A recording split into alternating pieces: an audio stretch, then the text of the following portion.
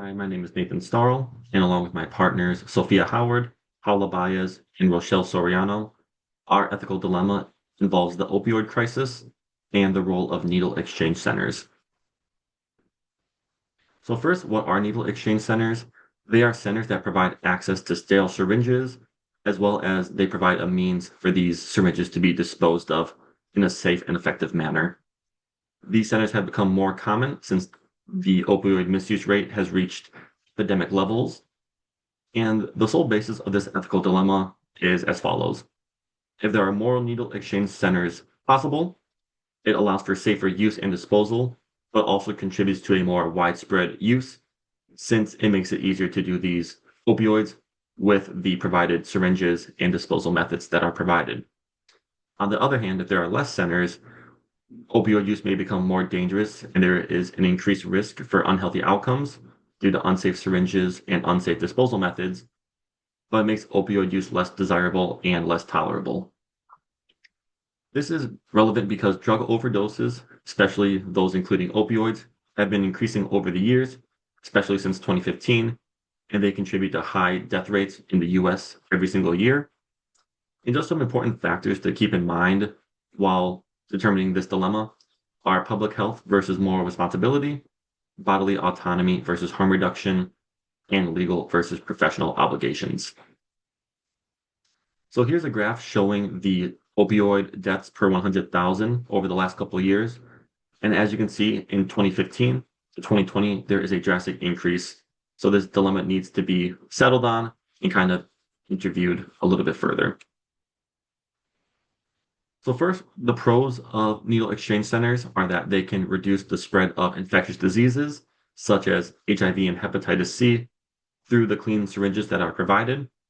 They provide a safe and non-judgmental access point for people who use these drugs. It encourages health promotion and it also reduces the stigma, which aligns with common nurse values of advocacy and caring.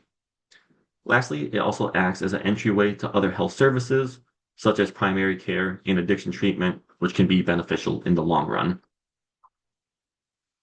Some other pros for needle exchange centers is that it can decrease burden on hospitals by preventing emergency infections.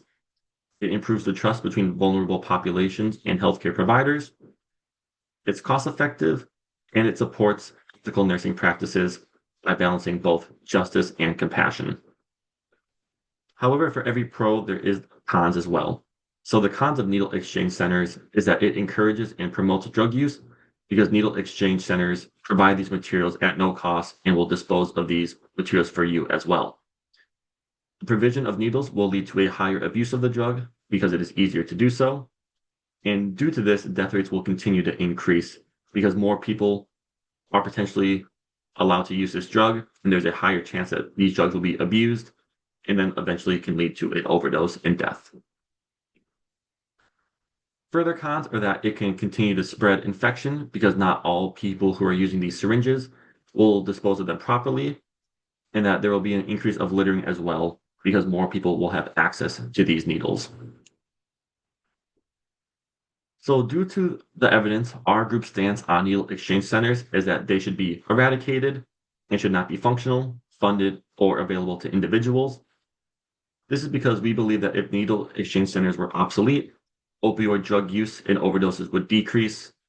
And the flip side of that is we think that if needle exchange centers continue to increase and stay functional, it allows more people to use opioids and can lead to further health deterioration of the population as well as the individuals using these drugs. We have some rationale here based on some common nursing concepts. Our first one is non-maleficence. And as nurses, we have a duty to do good for all of our patients. And needle exchange centers are not doing this because we are instead enabling self-harm by advocating for safe drug use, but drug use nonetheless. Next is beneficence. This states that nurses should maximize benefits and minimize harm. And while there is good in preventing injection, there is a higher benefit that would come with helping people break their addiction altogether. Next concept is justice. This focuses on providing equal support for all groups to reach long-term recovery, which would also decrease the infection rates. And fidelity, which states that Nurses have a promise to their patients, so they should advocate for safety and healing, which goes against needle centers and their exchange policies. We also have some support from nursing standards. First, from the ANA Code of Ethics, we focus on Provision 3, which states that nurses are obligated to promote, advocate for, and protect patient health and safety. And even though needle exchange centers might reduce infection, they do not promote recovery or long-term well-being, which conflicts with this provision. Our next standard comes from the Nurse Practice Act, and the NPA directs nurses to provide care that is safe, therapeutic, and within their scope. Needle distribution does not meet this definition of therapeutic care because it enables ongoing harm of drug use instead of leading patients toward healing and recovery. Lastly, our standard next comes from the AMA Journal of Ethics. And harm reduction programs like syringe centers in the US are highly politicized, inconsistently applied, and limited in effectiveness. And research shows that they reduce HIV, hepatitis transmission, but they actually have little impact on overdose deaths or treatment access. So, based on all of the evidence supplied, we believe that needle exchange centers do more harm than good to the general population, as well as opioid drug users, and believe that they should be eradicated and obsolete in today's society. Thank you for listening, and have a great day.